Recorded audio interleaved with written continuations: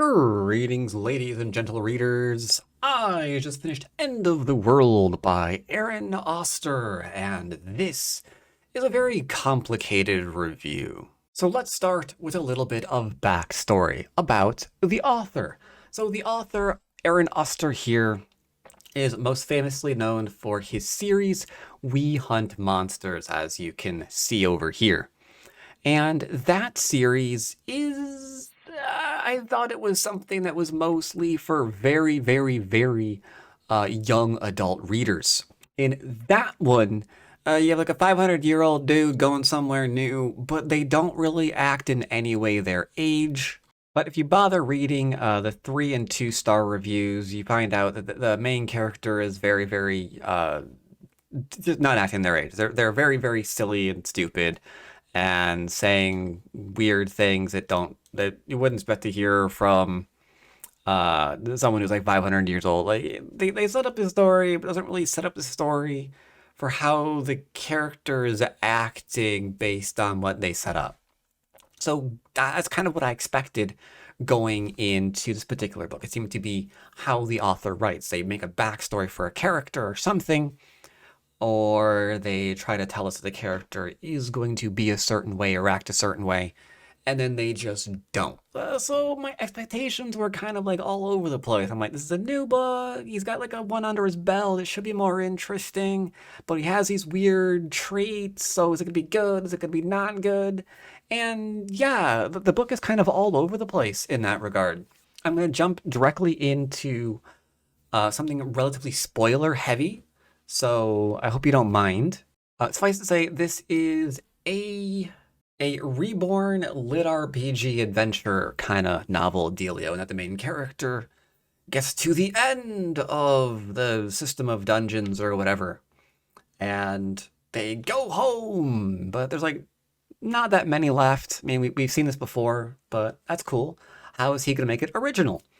Well, yeah, they get back home, going through a system of dungeons, all of humanity, because, apocalypse and all, and they find that there aren't enough of them for the challenges that are now on their home planet that they've now returned to. So something, we don't know what, sends him back to the beginning to do it all over again. Now, the reborn genre is kind of interesting in that regard because there's a lot you can do with it when you decide to just kind of like break things and do things all over again. How is good old Aaron Oster going to approach that with his character? Well, main character here decides that he wants to try to save as much humanity as possible because they didn't have enough humans at the end of all things. When you think about that, okay, so we're going to have the main character trying to keep as many humans alive as possible and righting good old wrongs that came before. There are a bunch of different ways you can go about it. The author decides to do that by making the main character into a villain. I mean, there's no real way to step around that. That is the kind of story you are going to be reading. Main character is most definitely a villain. But that's kind of another unfortunate bit about this story, because usually when an author turns a main character into a villain, it's because of a reason. In this case, saving humanity, not just because, ooh, we like torturing and killing things. But those he gets on the bad side of, unfortunately, are also pretty villainous.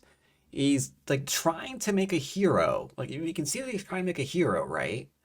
But he's doing really bad things while he's doing it. But the author's trying to justify it by making almost every person they encounter to also be a bad person. Like the first people they encounter are some people who are, spying a girl alone, and they want to, do things to her. So they get killed. And like every interaction kind of takes like a dark turn, whether you have a reason to hate the person that the main character is hating or killing. Like they go into a town, and there are some like influencers there or whatever from good old Backle on Earth, and they've got their head completely up their backsides. So it's cool to just like hate on them and leave. And then there are people trying to kidnap the person he's with, and they're all really, really evil. because they're part of a mob boss gang, so it's cool to hate them and kill them too. And then, of course, the mob boss, himself is being shown to literally trying to like wipe out a bunch of people. So it's cool to kill him too. And at the very, very end of the book, it's not very long, not a very long book. It's only like 300 pages, yeah, 345. And at the very end of the book, the main character decides to do something really, really, really bad. But the person who's arbitrarily in charge is supposedly, doing, or no, not doing, going to inadvertently do bad things. So it's okay to do bad things to him and everybody around him. That's where I really start going, the book's kind of losing me a bit. Because you can see on the wall exactly what's gonna happen. There are characters he gets on the bad side of who, I don't know, get to escape the main character for reasons. It's because they want to make them really, really strong and have them come back in later books because they're going to be villains later on. So you kind of see that set up, and it's like, I don't know about that.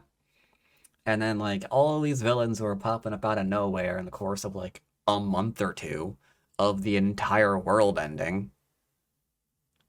It's like, really that fast? That's kind of weird. But it just kind of, it's not poorly written. It just seems like it's a little weird. It's a little head scratching, It's like, you're doing it that way, or will these people really be doing that right now when literally the entire world just ended like 30 days ago?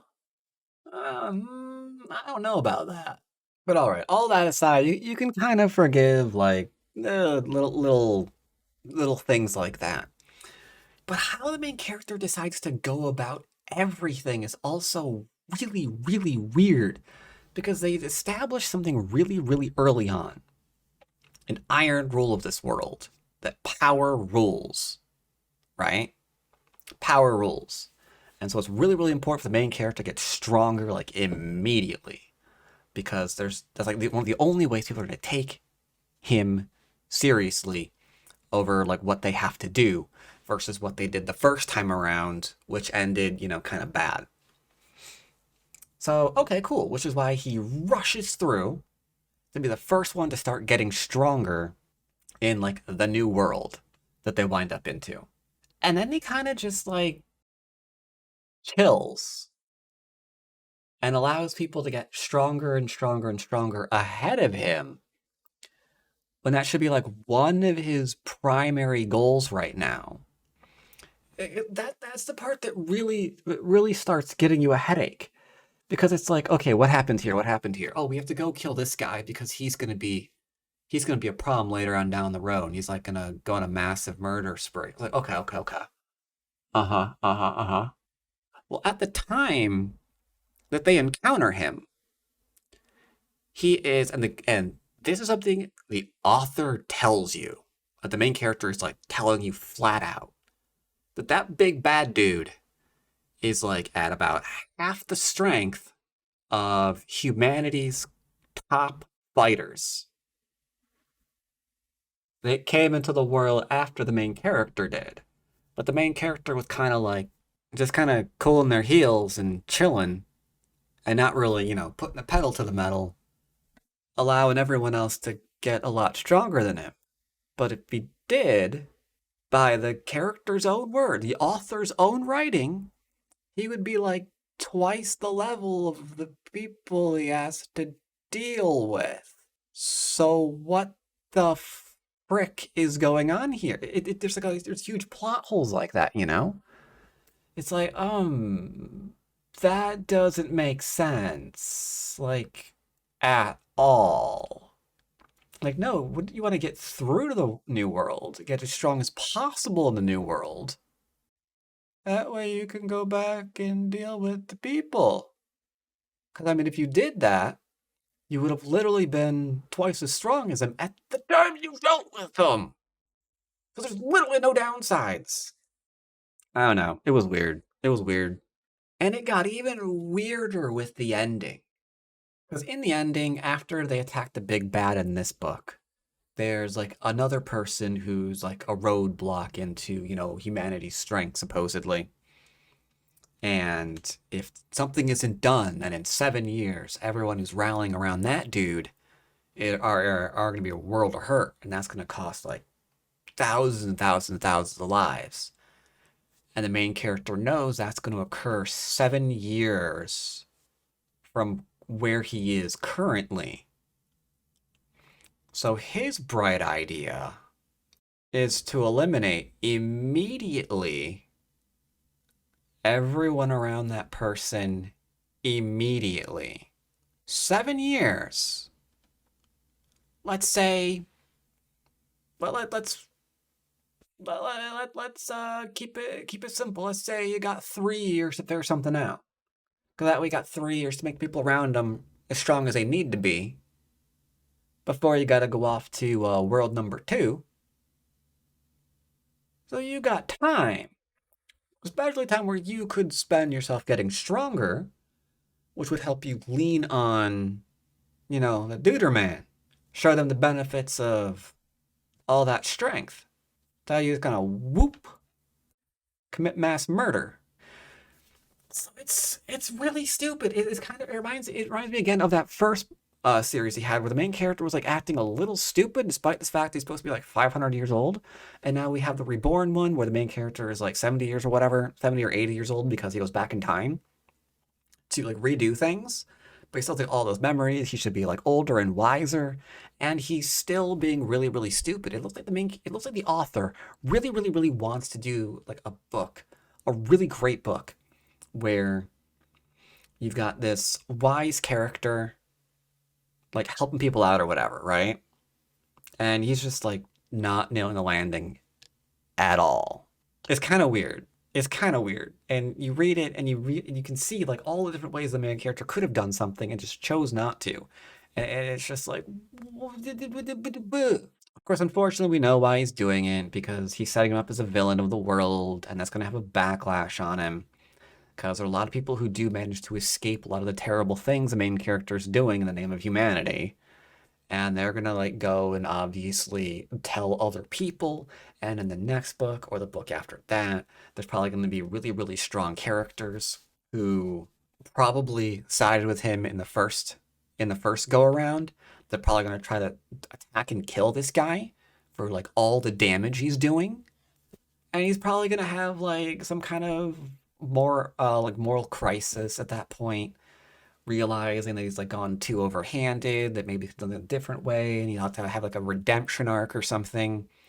Like you can kind of tell where the book is going by the actions that aren't really feeling like they're flowing organically from the story that's being told and kind of being forced from the author onto the main character. So you can kind of see the path that the author seems to be going down. And even a lot of scrolling through, I can see that a lot of the customer reviews here are pretty much on the same page, sadly. Like Moronic MC comes up with bad excuses to keep killing innocent people for like the greater good, when the author even tells you that there's plenty of time to not do that. I don't know, it's weird. Either way, at the end of the world, it's okay. I mean, I don't know, maybe C, B, if I had to go ahead and give it a tier. Definitely not an S. Definitely not an S. Definitely not an A. You could argue that it might be a low B, high C kind of book. I'm hoping in book 2, the author took time to really think about what they're doing and how to organically push the book forward rather than clearly showing his own hand moving things around. That's my own personal hope. What did you think of the book? Are you reading it? Have you read it? Have you read anything by this author? Let me know in the comments down below. And as always, I'll see you next time. Take care, everybody.